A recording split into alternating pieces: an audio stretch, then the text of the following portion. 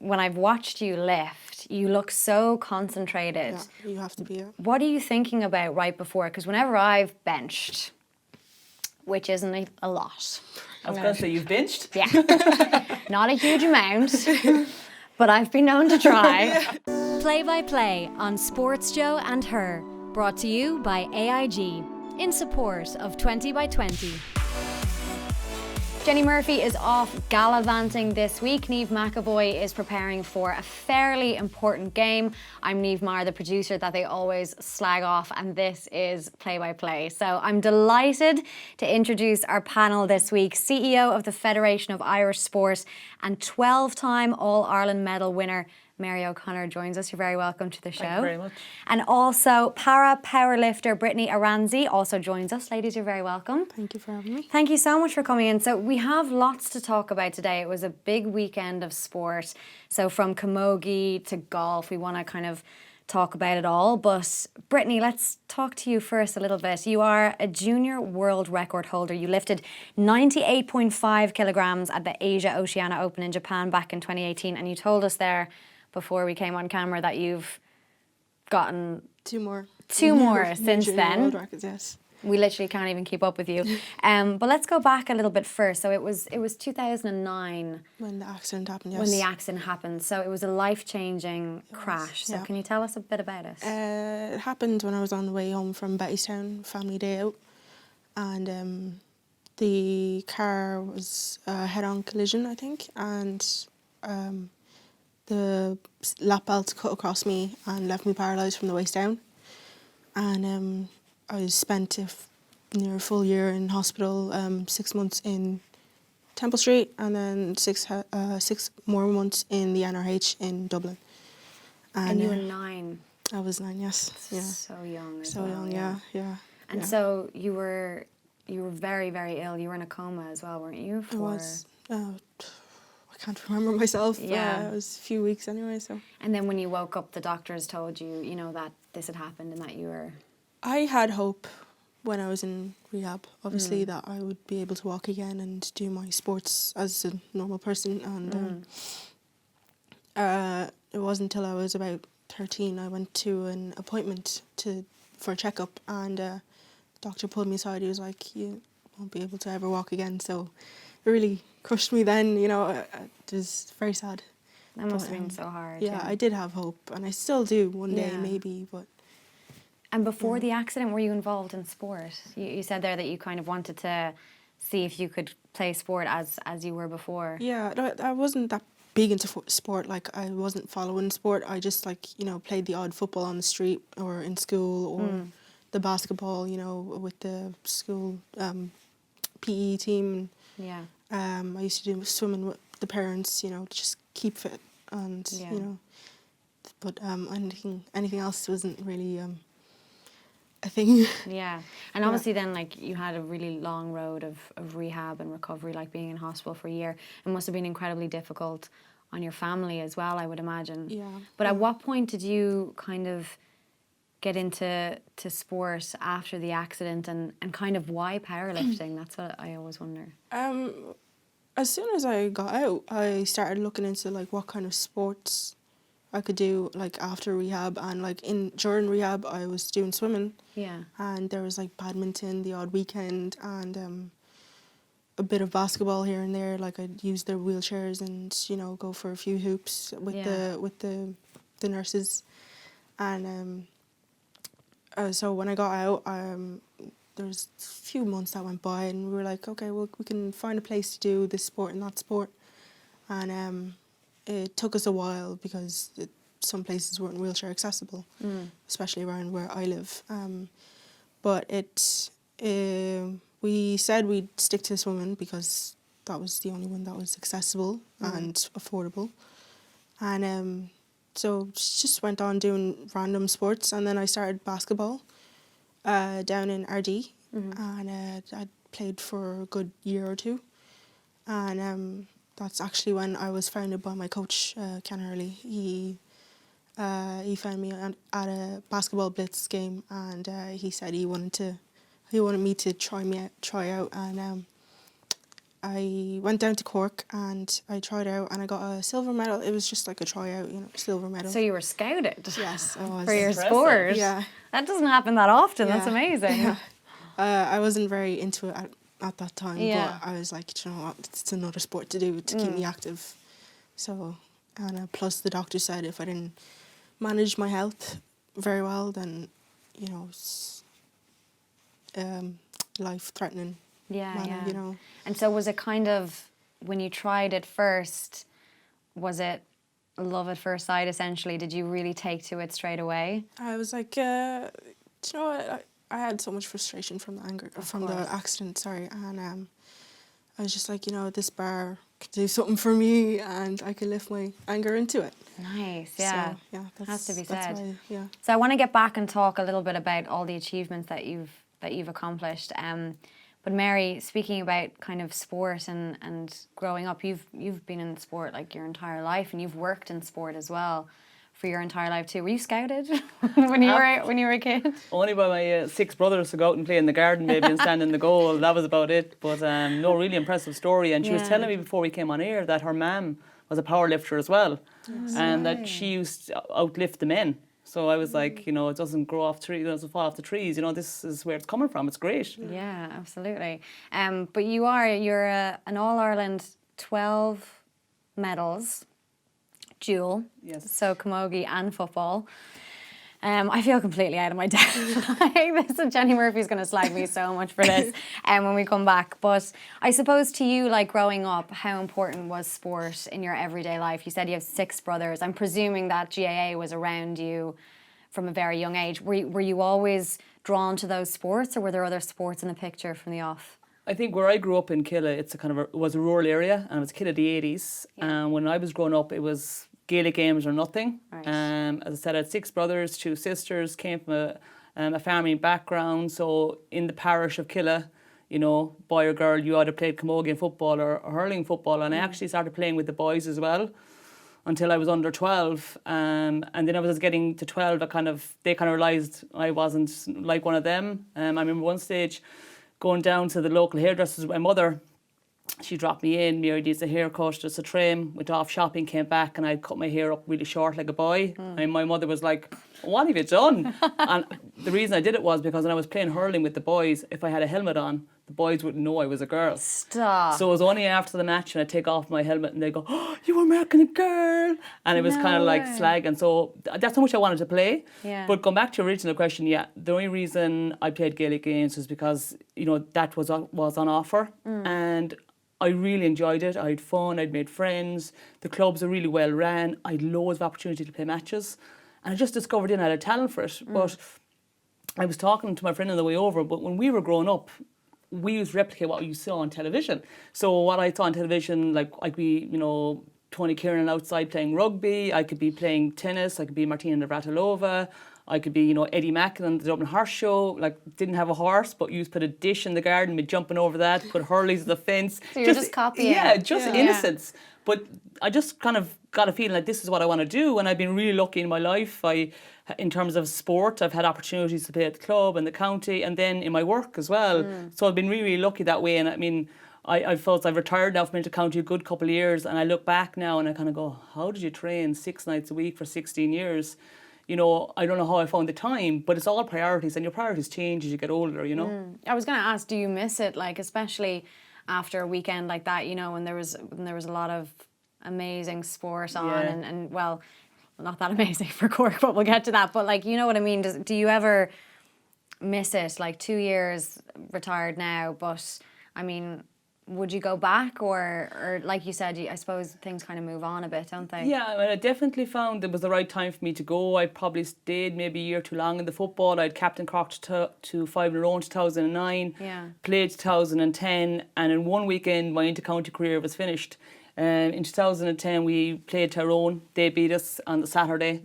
24 hours later we played Galway in the All-Ireland Camogie semi-final replay. They beat us, and I kind of knew at that stage that was the end of me. I just turned 33, so I was kind of saying, right, I need to change up. And the body doesn't do what you want it to do, and my head wasn't in it as much either. And anybody who knew me as a player knew I was really committed.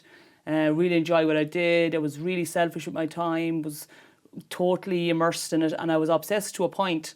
And I did find retirement really difficult. Yeah. I struggled with not having the routine. I struggled with letting it define me as a person, my own worth as well. And it kind of sounds all like drama now, but like it's kind of, now I'm kind of looking back going, okay, yeah, I'm over it now. But it did take me a good couple of years to get around it. And even watching the Cork girls on Saturday, I was kind of like, I know, and next Sunday when the Cork footballers are playing Dublin, Yeah. you know, I kind of always love to have one more chance, just one more chance. But, Yeah. you know, life moves on, and I was very fortunate, you know. It's funny how you said there about, you know, the training regime and really missing that. And like, I think, Brittany, you can probably like weigh in on this as well, because obviously training is so crucial Yep. for where you want to get to, and also for what you've done so far. But I mean, it definitely does define you as well. Do you find, you know, do you ever get any kind of sense of guilt if you're not training enough, or? I do, because I know I have to be a certain weight category. Right. And if I don't train, I know I've either gained weight or haven't lost anything, you know. Right, so you can see it like So, really straight away if you drop off. So Yeah. what is your training regime like then? Because I know you were saying that you train at home mostly. Yes, I train at home up to 6 days a week, God. 2 to 3 hours A a day. And if I'm down in Cork for a session with my coach, it's 3 hours straight. No Like, rest. that's amazing, because to have the actual discipline and the focus to actually do it yourself. I mean, it was easy for me. I knew when training was on. I went to training and somebody trained me. But for you to actually go down through and do it, that's Because it phenomenal. is a solo sport, like when you're out there and stuff. I know, like with Yeah. Team Ireland and stuff, you know, you do feel like there's a team environment there. But you know, when you get down there, it is kind of up to yourself. Yeah, it is, Yeah, do you struggle with the discipline of that? Are there days when you're just like, I don't want to lift anything today? I had a training session before I came down here, so Yeah. today was one of those days where it's just like, oh, I don't want to do anything because it was raining, you know. Yeah. The weather affects my mood, so I'm just like, oh, do you know what? Like when I get into it, I'll be grand. But I got a slight injury, and you know it's grand. We went through it, and it's just like when I get into it, you know, it feels good. Yeah. And you know, you have that willpower to finish off and everything. And I mean, I think Yeah. we can't forget as well, like you're incredibly young. Like you've just finished your leaving cert, right? Or Yeah. you finished it, Oh gosh. when did you do it? A month ago. A month ago, Yeah. right. So I hope that all went, Yeah. Oh yeah. that Great all results, went well yes, for you as it well. did, yeah. So obviously like managing, you know, being at this elite level of your sport and then your education as well, because we're going to be talking about it a little bit later on, just like the drop-off age that happens. It kind of happens usually around 14 or 15 for girls. A lot of different things are happening to them. You never felt the need to kind of quit, or have you seen that with your friends? Because as well, that amount of dedication for someone so young, like, you know, when you're 17, 18, 19, like you do want to go out and socialise and kind of have the crack as well, but... Yeah. Are you just like eye on the prize? I'm 50-50. Yeah. Well, that's kind of good too, though, yeah, you know? You need to yeah. have that. I have friends that have troubles nowadays, and I want to be there for them. And it's just like some days I don't want to do training at all. Some days I do, and just like blank everybody out. But it's just it is hard, you know. And it's a sport that I love, and I want to get through to 2020. Yeah. And hopefully see from there on. So like, Amazing. Yeah. So tell us about these new records that you've picked up then since 2018. New records was in Kazakhstan now. About 2 months ago. Oh, this was the... What was it called? Sorry, I can't remember. It's championships, I think it was. Was it the Open Championship? Yeah. Yes. Open championships, and I didn't do too well in the junior championships, but the senior was really good for me. Yeah. So I didn't get my first lift, which was 100 kilos, but I got my 2 world records, which was 101 and 102 kilos. Wow. So I got those new 2 world records, and I actually was in Japan. I was 4th, Yeah. and due to doping violation, the woman who came 3rd, she got disqualified, and her medal was given to me, so I got that bronze presented to me in Kazakhstan as well. Is that a little bit like, you know, when you hear about things like this, a doping scandal, it's not good for the sport though, you know? So, I mean, is it kind of bittersweet? I mean, obviously being, you know, getting the bronze is incredible, and that's what you want, and you deserved it because obviously you're clean. But, you know, how did you feel when you heard that was the reasoning behind it? I felt, for the team, I felt really bad. You know, her team, they worked so hard, and, you know, maybe she didn't know it was there, and she probably wouldn't have checked properly anyway. I don't know, but it's just, you know, it happens a lot nowadays, and people just have to be more careful with what they take in and what food they eat, and Yeah, absolutely.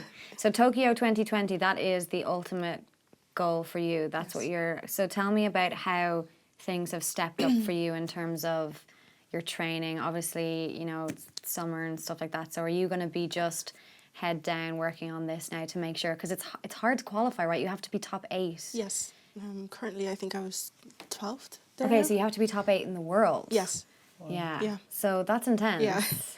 But you're close though, right? Very close. Yeah. So what is the next kind of few steps in terms of you have to compete in a certain amount of competitions, right? Yeah. Okay. I think there's 3 more just before Tokyo. Okay. So I'm obviously going to have to go to all 3 and hopefully get my rankings down, but also bring up my pushing weight. Yeah. So it's going to be hectic. I have to say, like, when I watched you, you know, when I've watched you lift, you look so concentrated. Yeah, you have to be. What are you thinking about right before? Because whenever I've benched, which isn't a lot. I was going to say, you've benched? Yeah. Not a huge amount, but I've been known to try. The first thing I'm thinking of is, Christ almighty, I hope this doesn't fall on me. And yes, I should have allowed him to spot me. Yes. Like, this is what I'm thinking. But do you have like a certain thing that flashes through your mind right before you lift, or are you just in that kind of blackout stage? Right now, my coach always tells me to, you know, like, keep still, like, keep stiff, everything in tight. Always count in your head, bring it down for 3, hold it there for 2, and then exhale with a big exhale, you know. But I'm just making sure that I have it in place and that I don't have a wobble or anything, and I just make sure it's perfect lift. And you know, like, not in training but on competitions, you know, it has to be dead on. Absolutely. Yeah. And exhaling, that whole breathing thing. Sometimes I genuinely forget to breathe in day-to-day life. Like, forget about sport, like, so obviously that's very important as well. It is, yeah. So I want to talk a little bit about the weekend. Mary, I want your opinion on what happened to Cork. Kind of a heartbreaking game for them, unfortunately. So in the camogie, they were going for the 3 in a row. It was a 1-point game and they lost to Galway. So what are your opinions on that? Yeah, I mean, look, from a Cork point of view, obviously devastating for the girls. I think there's 2 or 3, I know for certain, Aoife Murray and Gemma O'Connor. It was a 3rd time trying to go for 3 in a row. Yeah. 2010, Galway did the exact same thing, stopped Cork going for 3 in a row at a semi-final stage. Galway were immense on the day, really aggressive, pressed high on Cork, new Cork system at play, and Cork just couldn't shake it. And really impressed with Galway, really impressed with the likes of Carrie Dolan, you know, Katrina Cormacan, who's switched from football to camogie and is really concentrating on that now. But I thought the Galway 6 backs just really gave the Galway forwards a platform to really go at Cork. They were tigerish in their defence. Cork just couldn't seem to get a handle on it. And, you know, I just felt that on the day, Galway deserved their victory. And it's hard for me to say that because I'd played with an awful lot of those Cork girls and I know how genuine and honest they are. And I know from talking to them how hard they've trained for this. They hadn't played a match in a few weeks, I think, and Galway had played a couple. So do you think that comes into it at all? Like, people talk about match fitness, you know, and you probably know yourself as well, Brittany, about the difference between, you know, training, but then actually having time on a pitch or on a court or in the gym, competition time as well. Is there a lot to be said for that? Absolutely. Look, I mean, Galway were put to the pillar, O'Connor, to beat Waterford in the quarter-final, and I think that stood to Galway. Cork hadn't played in a month. Galway were the National League champions as well. I think you need to remember that because, you know, and I don't think Cork underestimated them, but I just think the ferocity that Galway brought on Saturday, Cork hadn't experienced it in the group stages of their championship campaign because the camogie championship was running around robin and they had won all their games quite comfortably, and maybe they just didn't get that challenge that Galway brought to them. Whereas Kilkenny would have played Galway already in the round robin, and I suppose they would have known each other. So it's interesting now to see, will there be a different result in the All-Ireland final day? Yeah, no, absolutely. And I think you said there about, you know, that Cork played incredibly well and you know that they've been training incredibly hard. What will they go back now after a loss like that? What will be their next steps, would you say, especially being in that team set up before? You know, what will they go back and really work on in order to maybe push through? I just think now all the players are going to go back to their clubs. I actually saw Sunday morning Amy O'Connor, one of Cork's really great forwards. She was back club training Sunday morning after losing an All-Ireland semi-final. Like, for me, that's phenomenal. But I think, I'm not retiring anybody, but I think there will be a few hard decisions made by a couple of those Cork players. They have given, you know, huge commitment to their county over the last 15 to 17 years, most of them. There could be a rebuilding process. I'm not sure it's the management just staying in place, but if those certain players go, it would leave a gap, and Cork will definitely have to rebuild and transition. We've won a few minor titles, so that's good. So there's people coming through. We've won a couple of intermediates in recent years as well. But look, the likes of Gemma O'Connor, Orla Cotter, Aoife Murray, Breach Cockery, these are household names in camogie in Ireland. And, you know, if one or two of them were to go, it would leave a sizable gap, not just in terms of skill, but in terms of experience as well. They're big game players. They've always delivered for Cork, in particular in Croke Park. So it'll be an interesting few months ahead for Cork camogie. Yeah, absolutely. We're going to stick with JOE now, but we're going to move slightly to football. So our reporter, Lorna Lawless, headed down just earlier today to the launch of Lidl #Serious Support Schools programme, which is aiming to reduce the drop-off rate that we were talking about earlier in girls aged between 11 and 14, all across a range of sports. So here's how she got on. At teenage years, there's a really high dropout for girls, and it's something we definitely need to address.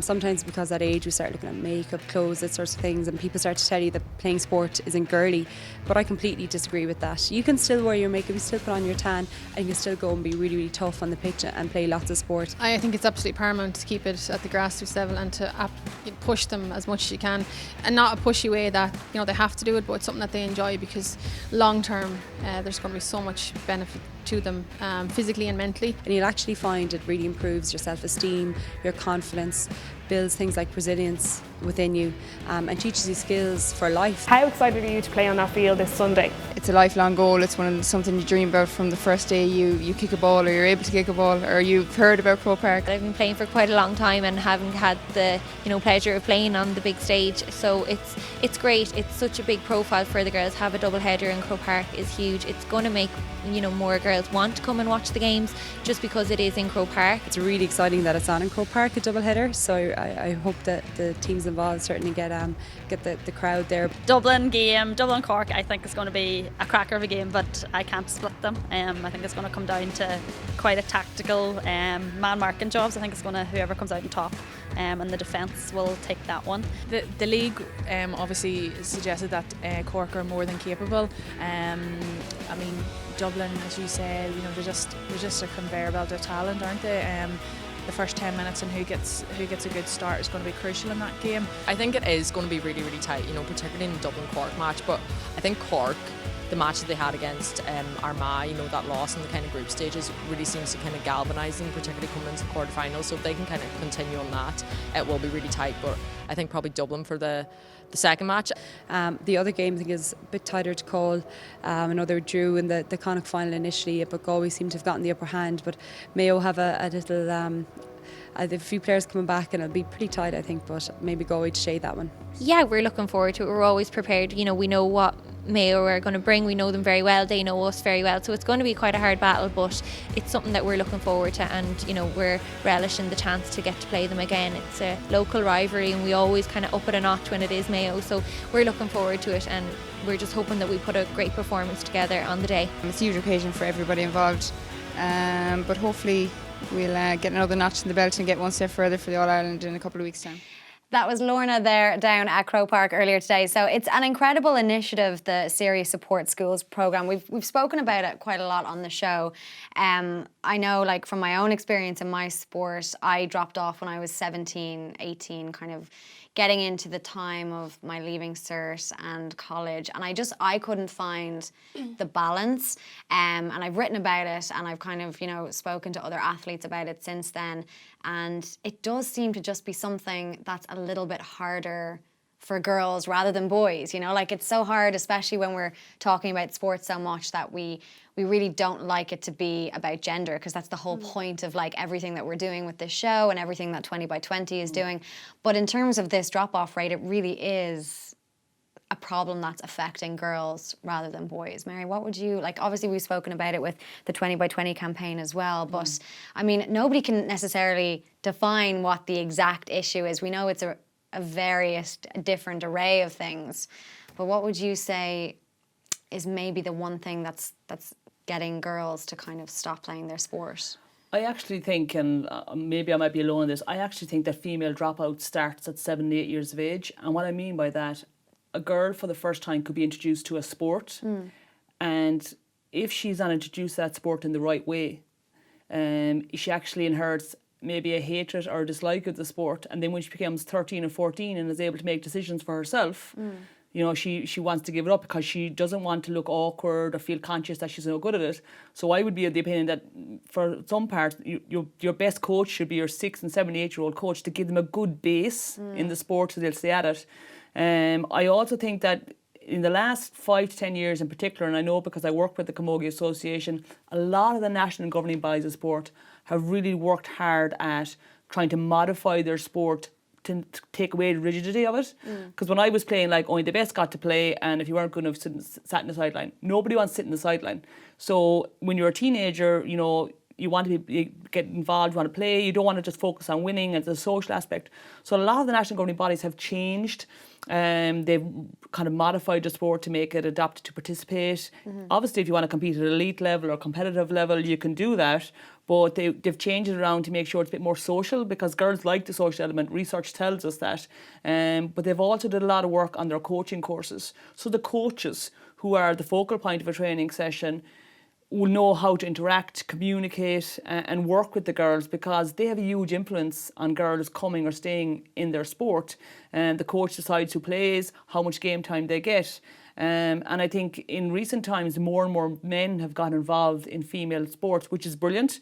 But obviously the communication, that needs work as well, and that needs to help. And I think a lot of the national governing bodies have taken that on board.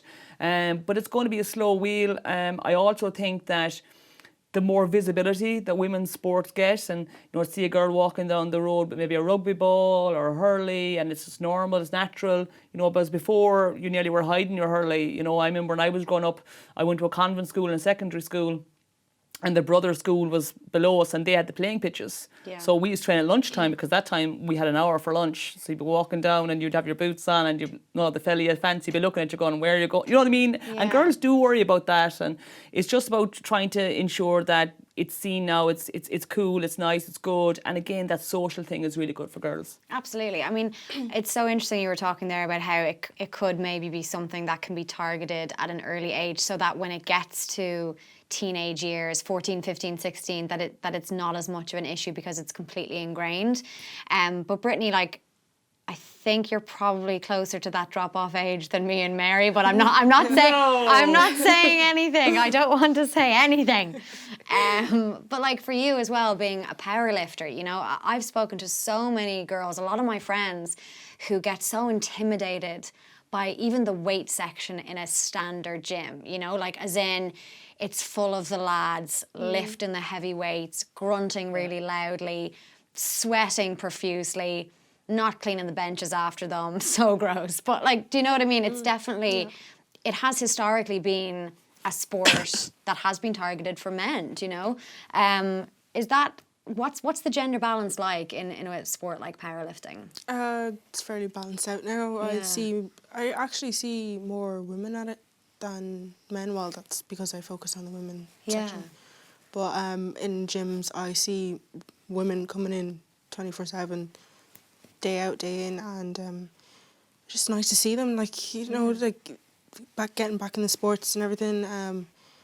It's just they're, how do you say, coming out now. You know, they're enjoying their sports. They're encouraged to do more and be fit and healthy, and it's nice to see that. Does it make you feel incredible as well that like you can outlift a rake of people in your gym if you really wanted to? Yeah, yeah. You just stop. I'll not go there. And what about you in terms of like, you know, have you ever been tempted to maybe step away from sport, or is that even something that's come into your kind of mind frame at all, or are you just so focused on it that it doesn't affect you? There were times that for an example, I had a bit of a incident at one of the competitions, and I was like, I'm done. Really? Yeah. And was it an injury, or was it? It was due to my body weight. Okay. And I got really annoyed because for a young person, you know, you don't want to be told about your body weight 24/7. And, you know, it makes you feel so insecure. You look at everybody else, you know, it's just like, why is it such a big problem if they're like that and I'm like this, you know? Yeah. But is that to do with the weight categories though? Right, okay. Body weight categories, yeah. And you have to hit a certain in order to be able to compete? Yeah. Okay. Yeah. So this was like a knock to you that wasn't just to do with like the sport, it was actually like just hard for you as like a person really, to hear this. Yeah, it was really hard for me. I was in my head, I'm done this, you know, I'm not going to go to Tokyo, I'm not going to do anything anymore, and I just do my basketball or my swimming, you know, just the healthy lifestyle, but got over it, you know. Yeah. How did you get your motivation back when you were kind of confronted with something like that? I was like, I do it for my parents. I do it for my family, you know, because I want to bring Mammy's whole childhood back, you know, because she done powerlifting as well, and, you know, just represent what she did and bring them around the world, maybe. Nice. Yeah, so.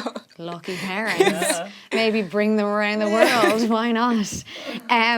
Before we go, I just want to kind of talk a little bit about, you know, the 20 by 20 campaign, Mary, which you're obviously very involved in, being the CEO of the Federation of Irish Sport. I suppose in terms of talking about kind of encouraging young girls to stay involved in sport, role models is something that is really important and that has been coming up. So, like, I mean, I feel like this is a silly question, but who would be your role model, Brittany, when it comes to, like, is it your mom when it comes to sport? Yeah, or? Mostly my mum. Yeah, she used to do a lot of sport back in her day. Really? Not that was long ago, but... Nice save! Thank you for that. But, yeah, it is my mum, mostly, and then I'd say Katie Taylor now as well, so... Nice. Yeah. What is it about Katie Taylor that inspires you? Oh, she's just so confident, you know, not in the cocky way, but, you know, I don't want to have the confidence like she does, and how bright her smile, you know, is, and just the glow in her eye. I just want to have that, you know. Yeah. Yeah. She has a massive passion that kind of comes across. I think it comes across when she's in the ring, but it also comes across when she's speaking, you know, when she's talking about her sport. It just comes out of her and you can just see it. It's her longevity of her career as well. I mean, from an amateur to professional, and sometimes when you go professional, I would think that maybe the money might, you know, but it doesn't seem to matter to Kate. She's as driven now as she was when she was an amateur, and she just seems undaunted, and there's going to be no stopping this woman. Like, she's just a real inspiration, I think, to a new generation. And I think Kelly Harrington's coming up now behind as well. You know, a different character, but still role models all the time. It's fabulous to have them. It's incredible that she is now a role model that a lot of, you know, women and men say, you know, because like back in the day, kind of the big female role model in Ireland for sports, like would have to have been Sonia O'Sullivan, you know, like she just was. I mean, I literally can't run longer than 10 meters without, like, I hate running. I hate running so much. I know it's necessary for sport. I know you have to do it. Yeah. But she was still someone that I would look up to and be like, wow, I want to be like Sonia O'Sullivan one day. Absolutely not. Everyone's like, okay, Niamh, that is 100% not going to happen. Let's find you a new goal. But it's funny now how, like, you know, she was kind of the only, well, not the only, obviously there was other incredible women doing incredible things, but she was really the pinnacle. And now there's so many, like even like on the wall there, like the Irish hockey team and stuff like that, like there's so many women that are coming through.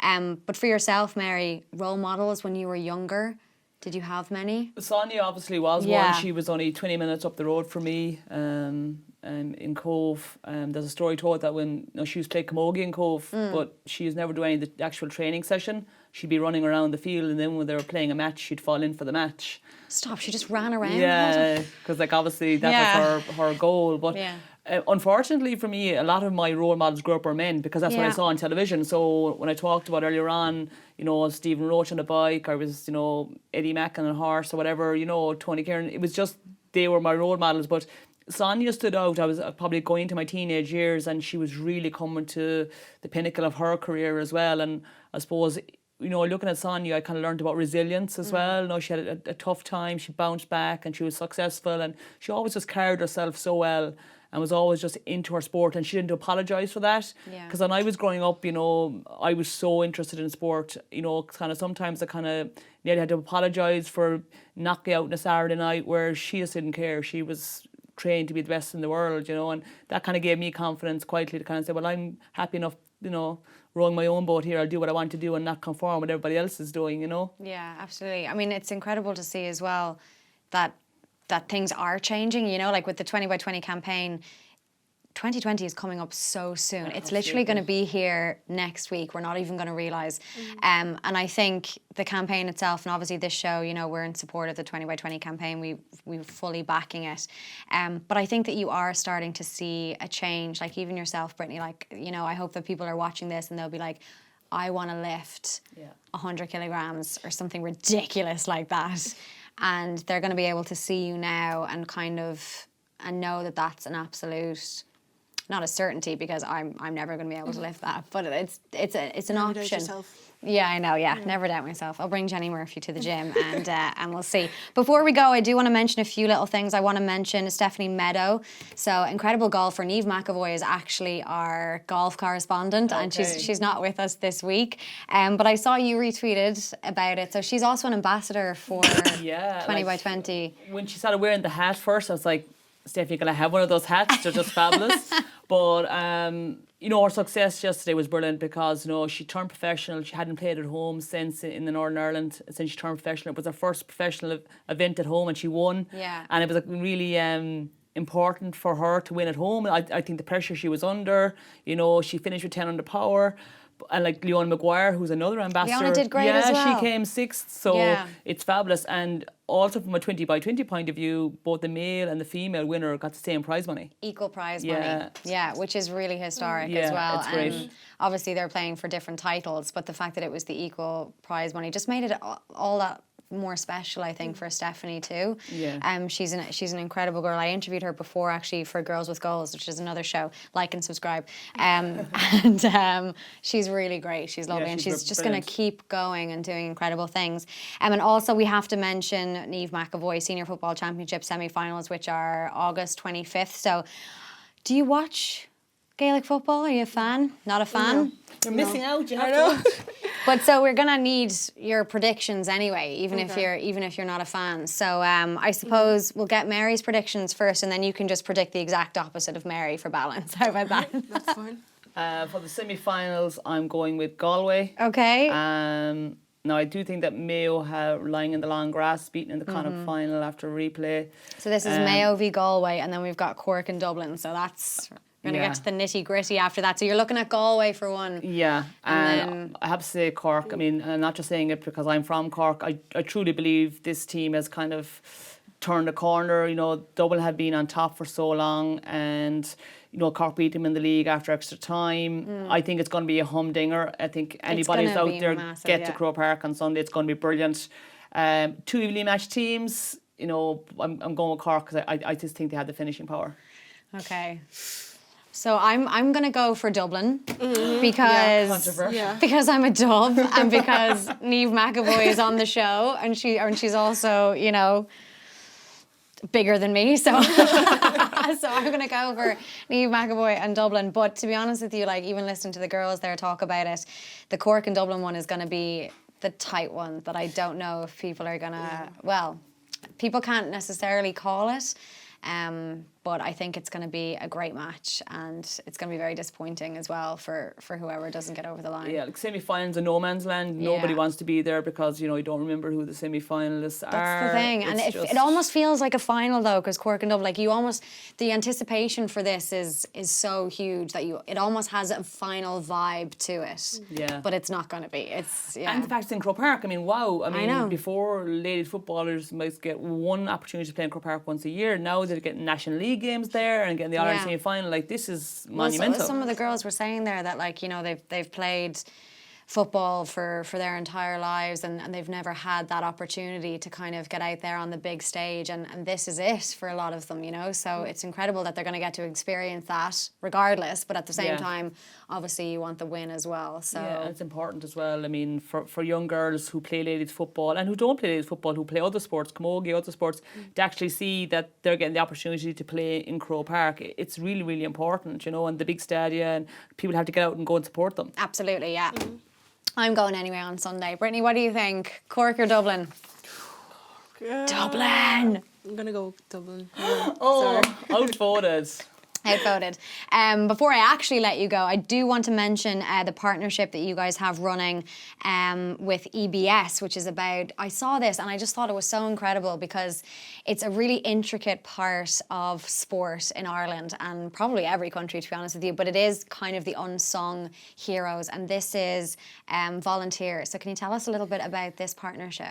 The Federation of Irish Sports, our role is advocacy and representation of our members. We'd have 104 members, national governing bodies and local sports partnerships.